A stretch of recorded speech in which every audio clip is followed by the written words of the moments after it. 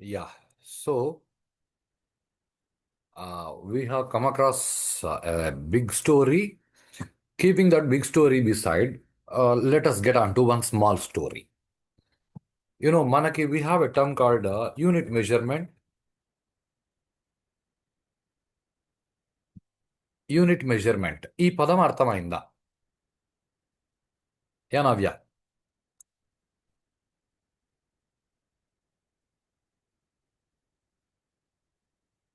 Yeah Shilpa? Unit measurement.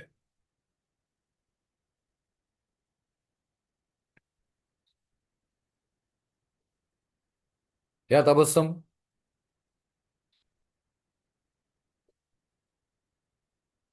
Yeah Akshara? Unit measurement.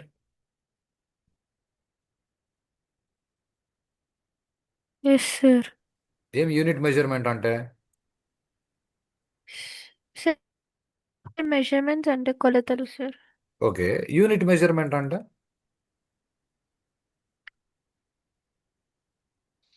Yeah Navyasri?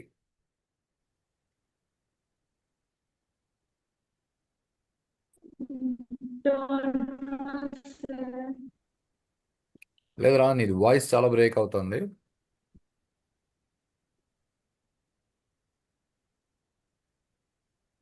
Okay, right. So if you want to, for example,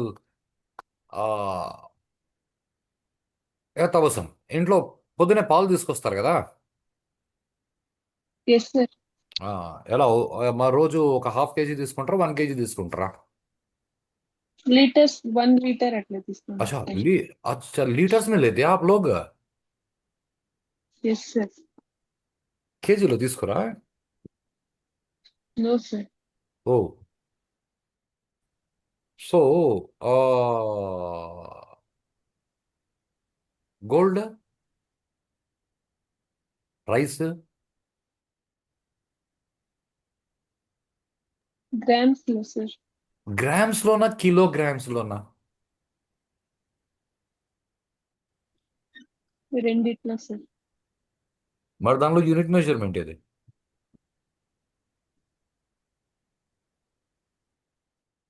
right, every day I go to college on my bike, right? Say every day I go to college on my bike. It comes for around 8,000 meters,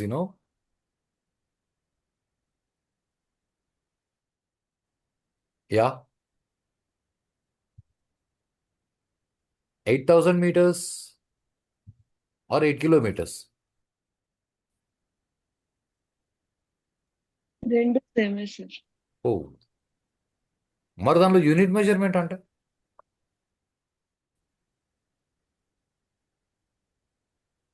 right, okay.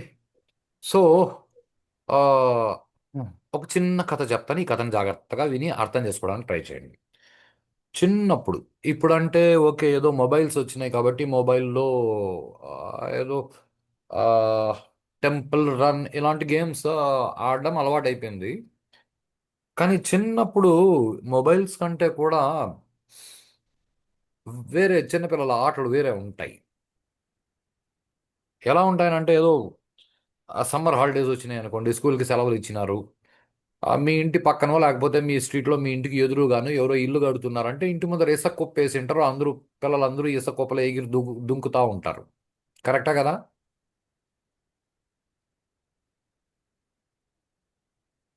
Yes sir. హే, ఎప్పుడు ఇసుకలో ఆడని అక్షర SR ఇసుకలో ఆడిండే వాళ్ళు ఎవరు SR అనలే. భయ్ తబస్సం.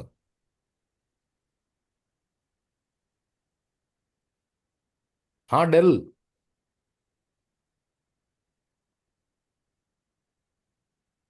నా voice వినిపిస్తుందా?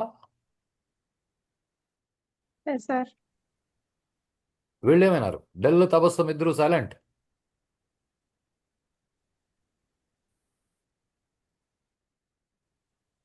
అందరూ అన్మ్యూట్ చేసి పెట్టుకోండి ప్లీజ్. తబస్సం, డెల్ ఇద్దరు అన్మ్యూట్ చేయండి.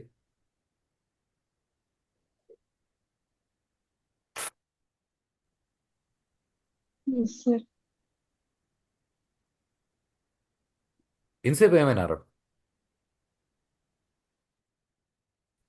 మమ్మీ వచ్చింటే మాట్లాడుతా ఉన్నాను సార్. అచ్చా, okay. What about you dull?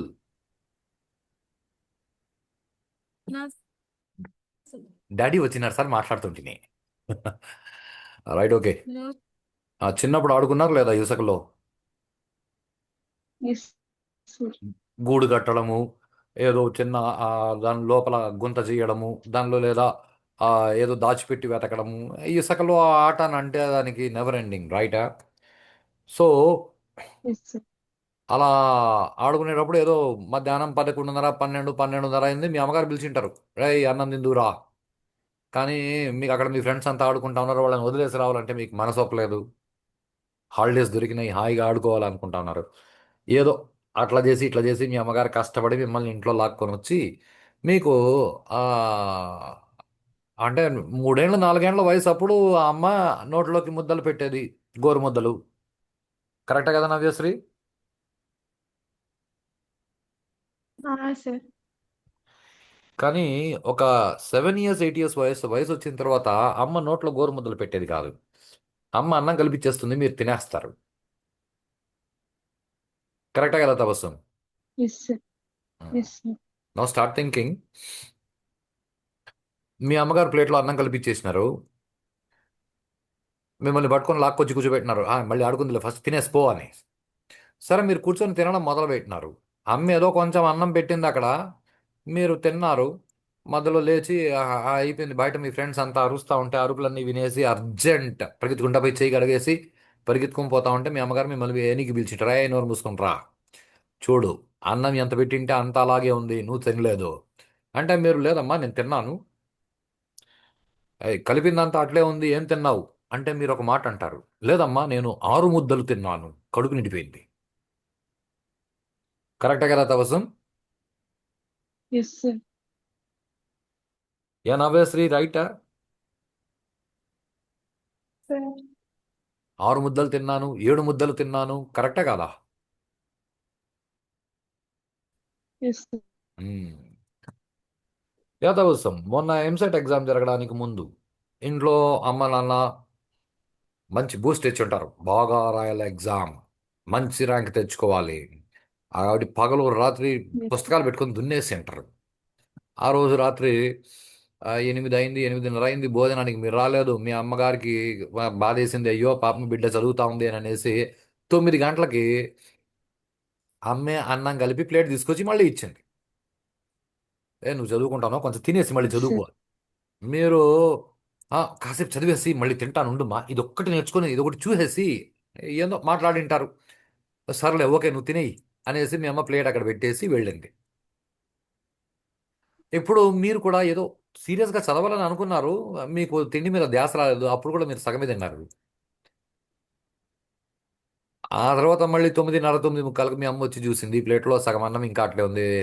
తిననివే, ఆరోగ్యం చెడిపోతుంది, కడుపు నిండుకో తిండి తినాలి కదా, చదువుతానే ఉంటావు, చదువుదులే తిను అంటే, లేదమ్మా నాకు కడుపు నిండిపోయింది చాలు నువ్వు తీసుకోబో. ఇప్పుడు కూడా మీ అమ్మ అడుగుతుంది,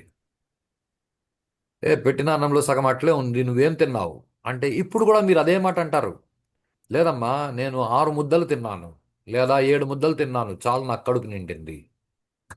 కరెక్టే కదా తపస్సు?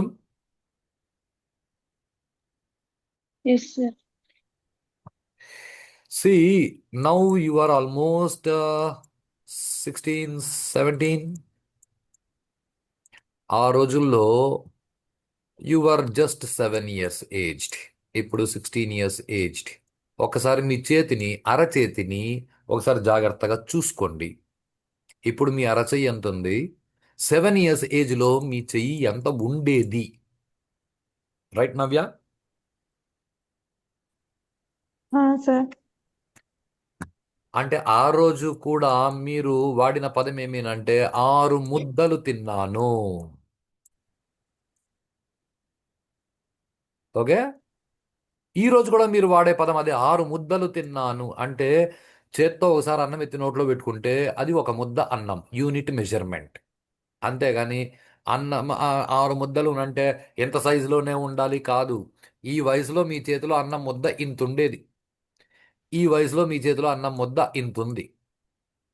అంటే అది ఇంతన్నా ఉండని ఇంతన్నా ఉండని ఒకసారి చేత్తో ఎత్తి నోట్లో పెట్టుకుంటే అది ఒక ముద్ద అన్నము. ఈ స్టేట్మెంట్ అర్థమైందా అక్షర? Yes, sir. డెల్ okay. Okay. Is called unit measurement. Okay, unit measurement అంటే వెయిట్, మా ఫిజికల్ కంటెంట్ యొక్క weight. Gram is a unit measurement. Okay, gram అంటే ఎంత ఉంటుంది సార్ అంటే ఏదో కిలోలో 1000 పార్ట్ అని చెప్పుకోవాలి తప్ప వేరే దానికి ఏం స్టాండర్డ్ స్పెసిఫికేషన్స్ మనకు తెలియదు. డిస్టెన్స్ అయితే మీటర్. మనకి మనకి చాలా మెజర్మెంట్స్ ఉండేటివి. ఓకే, మనకి చాలా మెజర్మెంట్స్ ఉండేటివి. జానా, బెత్తె, మూరా, ఊపే, ఇలా రకరకాల మెజర్మెంట్స్ ఉండేటివి. మన ఇప్పుడు అన్ని ఇంగ్లీష్ చదువులు అయిపోయినాయి కాబట్టి వాళ్ళు ఏందో చెప్పినారు కాబట్టి స్టైల్గా ఉన్నాయి పదాలు పలికేందుకు, కానీ అది మనం సెంటీమీటర్, కిలోమీటర్, లీటర్ అలా తయారైపోయాం. Okay, no problem. But anyhow but anyhow మనం అర్థం చేసుకోవాల్సిన పద్ధతి ఏమిటంటే యూనిట్ మెజర్మెంట్ అంటే ఒకసారి చేత్తో ఎత్తి నోట్లో పెట్టుకుంటే ఒక యూనిట్ అన్నం తిన్నాం. ఆ యూనిట్ అన్నానికి వాళ్ళు పేరు పెట్టినారు ఒక ముద్ద. దాని సైజ్ అంతలా ఉండని. 6 ఏళ్ల వయసులో తిన్నా 4 ముద్దలు తిన్నాను అమ్మ అని అంటాము. 50 ఏళ్ల వయసులో తిన్నా 6 ముద్దలు తిన్నాను చాలు అని అంటాము. అది సే యూనిట్ మెజర్మెంట్ ఈజ్ ముద్ద. ఒకసారి చేత్తో ఎత్తి నోట్లో పెట్టుకుంటే ఎంత ఎత్తుకొని పెట్టుకోగలిగామో అది ఒక unit measurement. Navyasri concept okay? Yes, sir. Now the concept is ఎలా అయితే ప్లేట్లోంచి ఒక్కసారి మనము చేత్తో తీసుకొని నోట్లో పెట్టుకుంటే అది ఒక యూనిట్, దానికి పేరు ముద్ద అని పెట్టాము. అలా మన కీబోర్డ్లో మనం ఒక కీ నొక్కితే ఒక యూనిట్ డేటా ట్రాన్స్ఫర్ అయింది. Concept okay? 1 key pressed is 1 unit data. Likhith okay?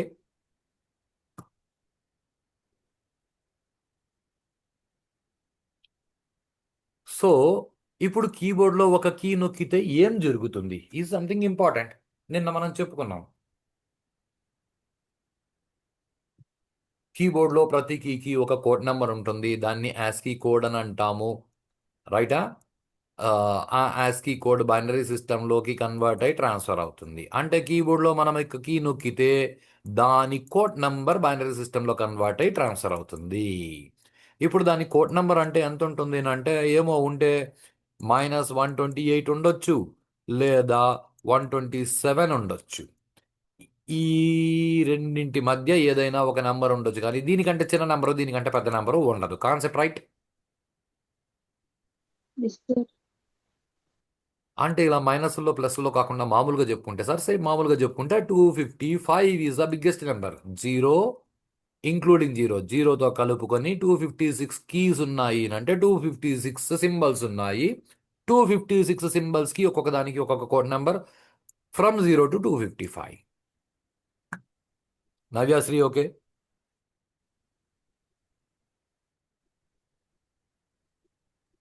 Sir. Now అంటే కీబోర్డ్లో మీరు ఒక కీ నొక్కారు, అన్నిటికంటే పెద్ద నెంబర్ ఆ కీదే అని అనుకుందాం. అది ఏ కీ అయినా కానీ ఏ కీ నొక్కితే మనకి అన్నది అవసరం లేదు. ఏదో ఒక కీ నొక్కావు, దానిదే అన్నిటికంటే పెద్ద కోడ్ నెంబర్ అనుకుందాం. దానిదే అన్నిటికంటే పెద్ద కోడ్ నెంబర్ అంటే ఎంత ఉంటుంది? Yeah Tabassum, yeah Akshara?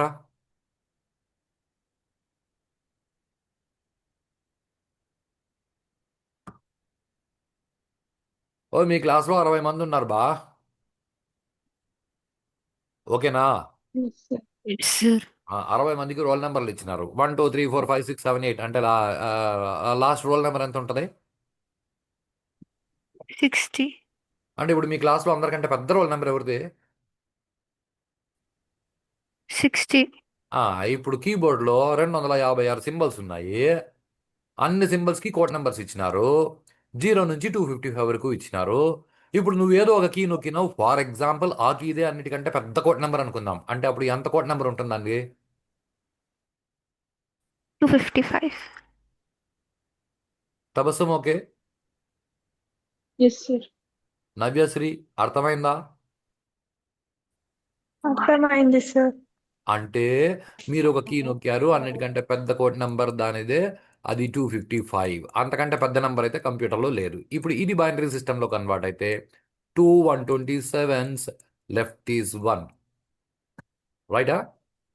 263s left is 1, 231s left is 1, 215s left is 1. Say 2 7s are 1, 2 3s are 1, 2 1s are 1, 2 0s are 1. Say 0 వచ్చేంత వరకు డివిజన్ చేసి 1 2 3 4 5 6 7 8.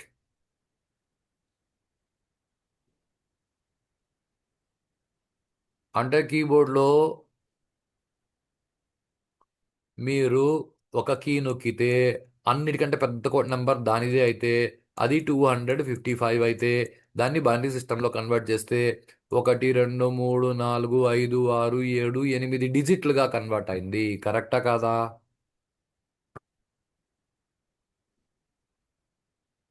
Yes, sir.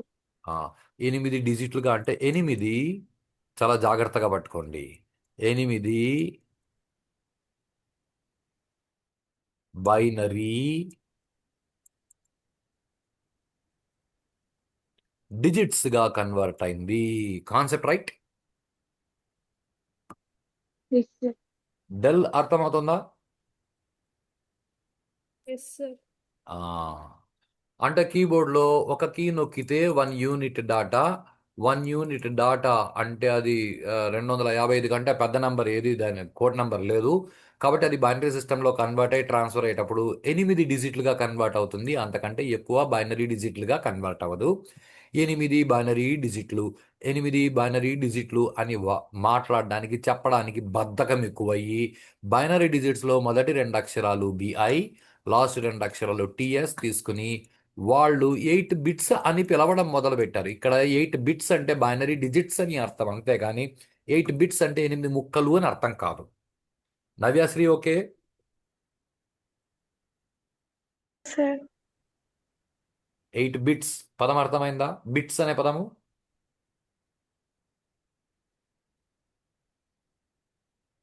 యా లిఖిత్ ఓకేనా?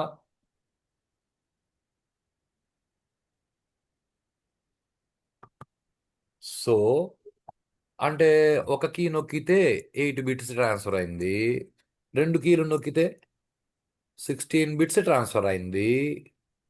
అక్షర కరెక్టే కదా? Yes, sir. 3 బిట్స్ నొక్కితే, 3 కీస్ నొక్కితే యా అక్షర 24, sir. 24. అంటే ఒకవేళ కీబోర్డ్లో 297 కీస్ నొక్కితే ఇస్ ఎ బిగ్ ప్రాబ్లం. ఇప్పుడు 297 ఇంటూ 8 మల్టిప్లై చేసి అన్ని బిట్స్ ట్రాన్స్ఫర్ అయిందని చెప్పాలి. అర్థమవుతుందా నవ్య? Sir.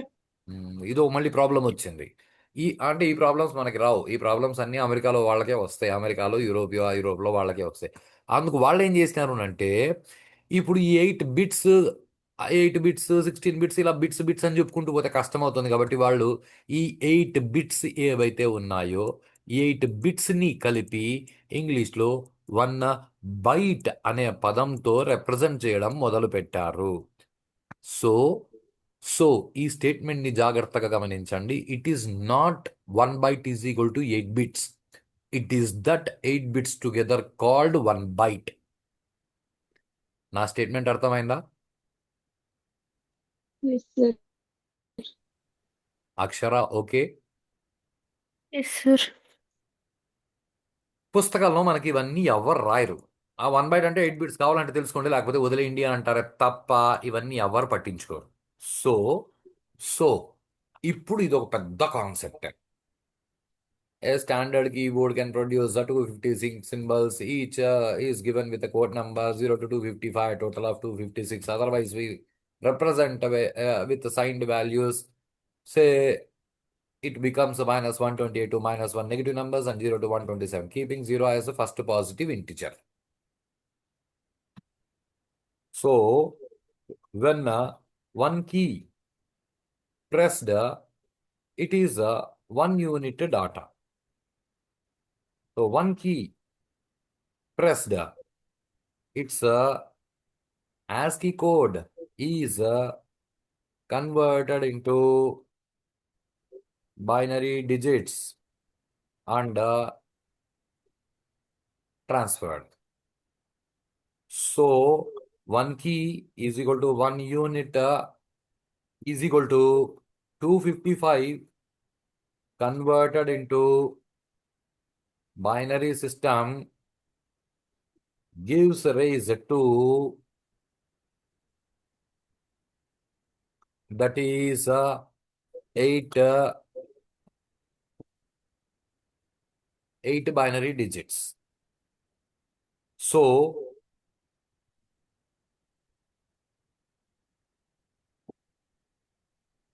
is later called bits in short.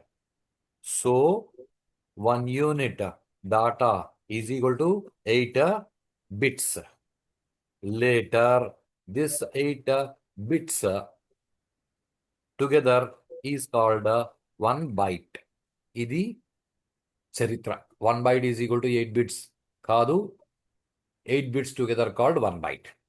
దీనికంటే ముందు ఇంకా ఒక విషయం ఉంది. This is the standards of a standard keyboard. What we are using nowadays. మనం వాడుతున్న keyboard. But in olden days, the keyboard had only 128 symbols. దీనికంటే ముందు ఒక కీబోర్డ్ ఉండేది, అది కొద్ది రోజులే వాడినారో ఆ తర్వాత ఈ కీబోర్డ్ వచ్చేసింది. సో ఆ కీబోర్డ్లో 128 సింబల్స్ ఏ ఉండేటివి, 256 ఉండేటివి కావు. So those days the ASCII code was from -64 to 63. ఆ రోజుల్లో ASCII కోడ్ -64 to 63 ఉండేది. So those days 1 byte was 7 bits. Nowadays 1 byte is equal to 8 bits. Navya Shri, okay? Yes, sir.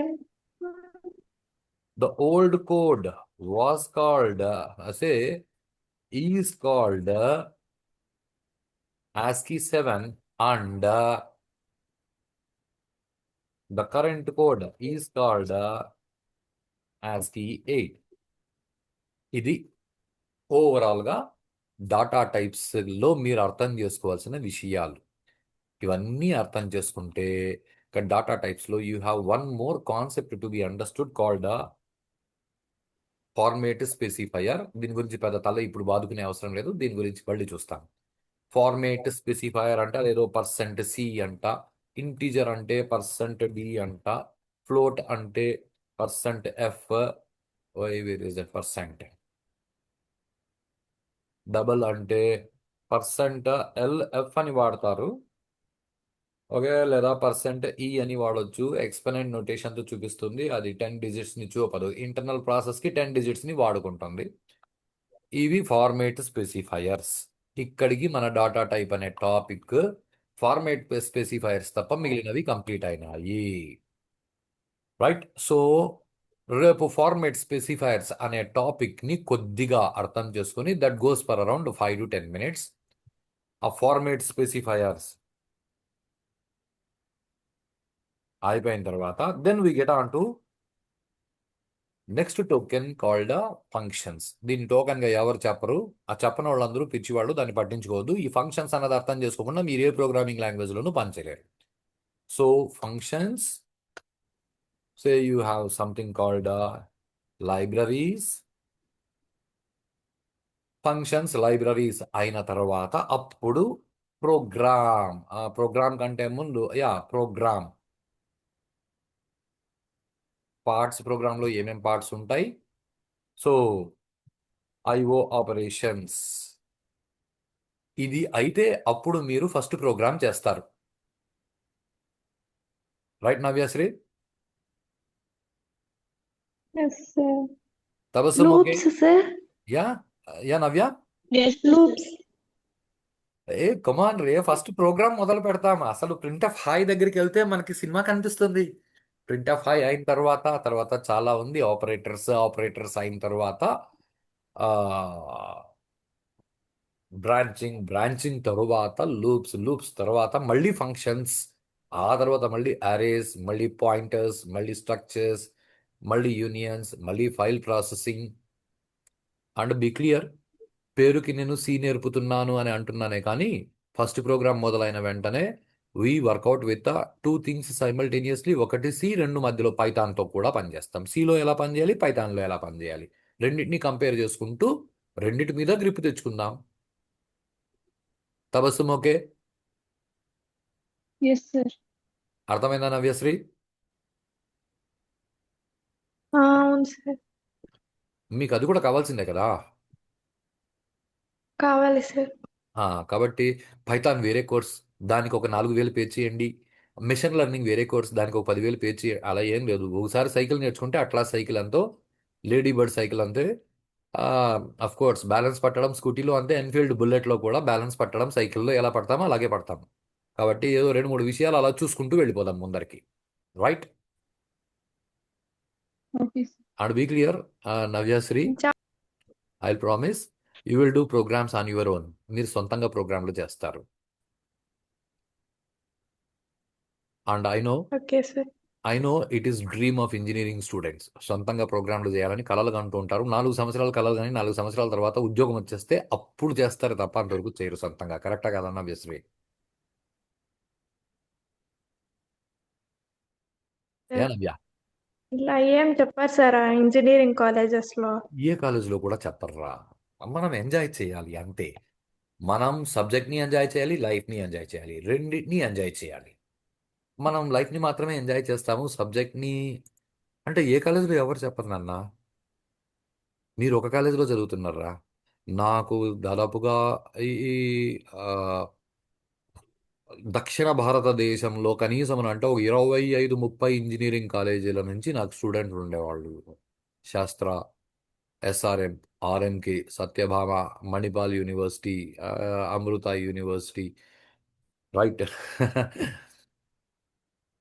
ఇక్కడ class నేర్చుకోవాలని Singapore నుంచి ఒక ఆవిడ వచ్చి